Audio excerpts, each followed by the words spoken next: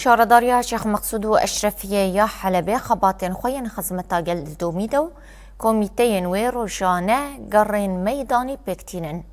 کمیته شارداریه لسر فروشگهن گروک ین سبزیان و جه راوستاندنا عربیان دکره و همو کسینگو بریاران پیک ناینن جزادکه. هروها کمیته سردانا دکانین خوارنه دکن تاگو پی اوله ببنگو بازرگان بهاین کلوپلان بلند نکن. هفسروکاتیا شارداریا شیخ مقصود و اشرفیه یا حلبه تقصدکه گوژیان لوان تاخان اصاییه و کار سازیان لور نهادیا گوهرتن وکیگو هند روکار مدیای پیشکشت کن.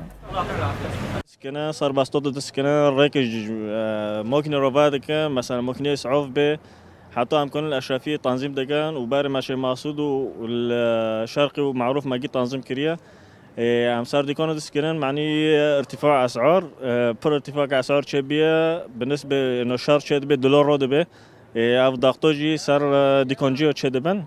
ام حتی هم کنن ام سعرات داده خن ام زمان که خوش ملت رو دندکن یعنی برا دیکنجی ملت رو مندانی رو گب اوبن گب دا هفدر رو لیکوریه بکن برا نگینن مرحله که انسان جاوی خود درک هست یعنی ایها پری خودتنه ایها نکنه قدرتی خودتنه ام گب هفدر رو لیکور دکن